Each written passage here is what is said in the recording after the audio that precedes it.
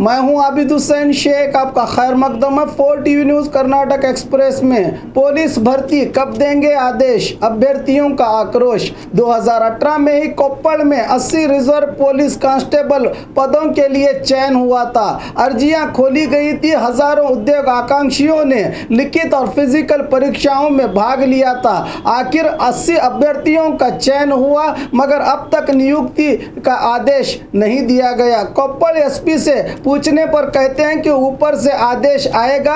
ये प्रक्रिया खत्म होकर करीब 1 साल से ज्यादा का अरसा बीता है, मगर कामयाब अभ्यर्थियों को अब तक नियुक्ति का आदेश क्यों नहीं दिया गया जा रहा है, एक बड़ा सवाल बना है। जबकि इस पद के लिए जिन अभ्यर्थियों का चयन हुआ है वो वरिष्ठ अधिकारियों के विरुद्ध आक्रोश जता रहे हैं कि नियुक्ति आदेश आने तक उनकी उम्र खत्म हो जाएगी। आखिर किस बात की देरी है, बता नहीं रहे हैं अधिकारी। सरकार और अधिकारियों की लापरवाही से इस पद के लिए सिलेक्ट हुए अभ्यर्थियों में आक्रोश दिखाई दे रहा है। इन उद्योग आकांक्षियों को जल्द से जल्द नियुक्त न किया गया तो आने वाले दिनों में बड़ा आंदोलन करने की बात कर रहे हैं ये अभ्यर्थी। केएमएफ अध्यक्ष बने बालचंद्र जारकीहोली। 15 साल से केएमएफ में हुकूमत करने वाले रेवन्ना क्या हार के डर से चुनाव से अपना नाम पत्र वापस लिया। कांग्रेस और जेडीएस के बीच सहमति न बनने पर अपनी हार को निश्चित देखते हुए कर्नाटक का मिल्क फेडरेशन के पूर्व अध्यक्ष रेवन्ना ने सूचकों के जरिए नाम पत्र वापस लिया, जिसके चलते बीजेपी के बालचंद्र जारकीहोली का अविरोध चयन हुआ है। बिना दाखिलों के भी परिहार दिया जाएगा, डीसी दीपा चोलन। पिछले दिनों बारिश और बाढ़ के कारण धारवाड़ जिले के कई ग्राम डूब गए, जिसके चलते कई परिवार रास्ते पर आ गए। अब इन्हें परिहार देने के लिए जिला अधिकारी ने घरों का दाखिला मांगा था, पर घर ही डूब गए तो दाखिला कहां से मिलेगा। इस बात को देखते हुए आज एक प्रेस मीट में जिला अधिकारी ने बाढ़ पीड़ितों को भरोसा दिलाया कि घर का दाखिला हो या ना हो, परिहार देने की घोषणा की। इस मौके पर बताया कि जिले के कुल 1036 जायदाद तबाह हुए हैं। 177 करोड़ अनुदान का प्रस्ताव सरकार को भेजा गया है। शाहपुर के पास बस पलटी, चालक सहित 3 लोगों की मौत। शाहपुर से केम्बावी जा रही केएसआरटीसी बस येऊर के पास पलटी हो गई, जिसके कारण चालक दावल साहब और 30 साल पदम्मा एक और बुजुर्ग व्यक्ति की मौत हो गई है। बड़ी मुश्किल से वहां फंसे हुए इन दोनों को निकाला गया। इस दुर्घटना में 10 लोग गंभीर रूप से घायल हुए हैं, जिनको शाहपुर के सरकारी अस्पताल और बस कंडक्टर सुभाष सहित 7 गंभीर रूप से घायलों को गुलबर्गा के सरकारी अस्पताल ले जाया गया है। केम्बावी पुलिस मौके पर पहुंची।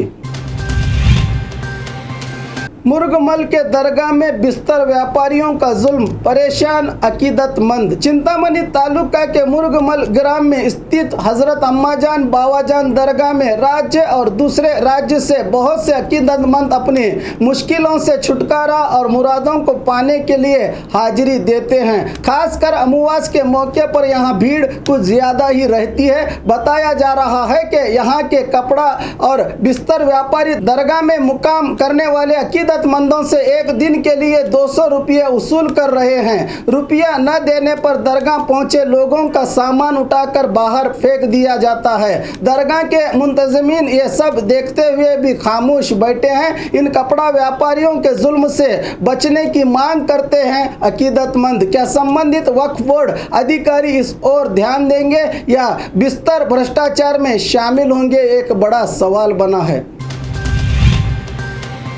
गुलबर्गा नए जिलाधिकारी ने संभाला चार्ज। 2011 बैच के आईएएस अधिकारी चित्रदुर्ग मूल के बी शरत ने आज जिला अधिकारी का चार्ज संभाल लिया। रायचूर में सेवारत इनका पिछले दिनों सरकार ने गुलबर्गा को ट्रांसफर किया था। इससे पहले बीदर और मंडिया में इन्होंने सीईओ पद पर कार्य किया था। इस मौके पर additional DC B Sharanappa, AC Rahul Pandey के अलावा और भी अधिकारी भागी रहे। लक्ष्मण सवदी को मंत्री पद से हटाने की मांग, महिला कांग्रेस कार्यकर्ताओं का आग्रह। केपीसीसी महिला घटक की अध्यक्षा पुष्पा अमरनाथ के नेतृत्व में कांग्रेस महिला घटक के पदाधिकारियों ने आज बेंगलुरु के मल्लेश्वरम इलाके में स्थित बीजेपी दफ्तर के सामने आक्रोश जताते हुए डिप्टी सीएम लक्ष्मण सवदी के विरुद्ध नारे लगाए। इस मौके पर बात करते हुए अध्यक्षा ने कहा कि सदन में अश्लील वीडियो देखने वाले व्यक्ति को ऐसा पद शोभा नहीं देता, फौरन डिप्टी सीएम पद से हटाने की मांग की। उसी तरह बीजेपी आईटी ईडी विभागों की मदद से कांग्रेस नायकों को निशाना बना रही है। अगर जल्द से जल्द डीसीएम पद से लक्ष्मण को न हटाया गया तो बड़ा आंदोलन करने की चेतावनी दी। पुलिस इन सभी कार्यकर्ताओं को वैन में बिठाकर ले गई। तुमकुर जिला कांग्रेस में बगावत, राज्य युवा कांग्रेस के उपाध्यक्ष राजेंद्र को बर्खास्त करने का जिला अध्यक्ष रामकृष्णा ने केपीसीसी से निवेदन किया है। बताया जा रहा है कि पिछले दिनों राजेंद्र ने पूर्व डिप्टी सीएम परमेश्वर के विरुद्ध हैंडबिल छपाए थे और पक्ष विरोधी काम कर रहे हैं। पहले ही राज्य में कांग्रेस की हालत पतली हुई है। अब देखना है कि केपीसीसी अध्यक्ष दिनेश गुंडूराव क्या कदम उठाते हैं। बीजेपी वरिष्ठों ने मेरी वफादारी को देखकर मुझे मौका दिया है, डिप्टी सीएम लक्ष्मण सवदी। कल बीजापुर में मीडिया से बात करते हुए डिप्टी सीएम लक्ष्मण सवदी ने कहा कि मेरी वफादारी को देखकर बीजेपी वरिष्ठों ने मुझे मौका दिया है। कर्नाटका में बीजेपी को मजबूत करने के लिए 3 डिप्टी सीएम पद दिए गए हैं। 2023 के चुनाव में 150 स्थान जीतना हमारा उद्देश्य है। पूरे 3 साल 8 महीने सरकार चलेगी, इसमें कोई शक नहीं। बाढ़ पीड़ितों के लिए क्या सभी पक्ष वाले पीएम से मिलने जाएंगे? इस सवाल का जवाब देते हुए कहा कि नहीं, राज्य में भी बीजेपी और केंद्र में भी बीजेपी सरकार है, इसलिए अनुदान मिलने में आसानी होगी, कहा लक्ष्मण सवदी ने। कैनल में पानी छोड़ने का आग्रह, किसानों और अधिकारी के बीच घमासान। बीजापुर जिला चड़चान तालुका के हलसंगी ग्राम में यह घटना घटी है। सिर्फ इंडी के कैनल में ही पानी छोड़ा जाता है, नागटान के कैनाल में क्यों नहीं? यही सवाल उठाते हुए किसानों ने आक्रोश जताया। इस मौके पर केबीजीएनएल के इंजीनियर एस.जे. होसगौड़ा के साथ किसानों की कहासुनी हुई। अपनी लाचारी बताते हुए इंजीनियर ने कहा कि कई बार मैंने कोशिश की है मगर वरिष्ठ अधिकारी मेरी बात नहीं सुनते, हर बार मुझे किसानों की सुननी पड़ती है, कहा।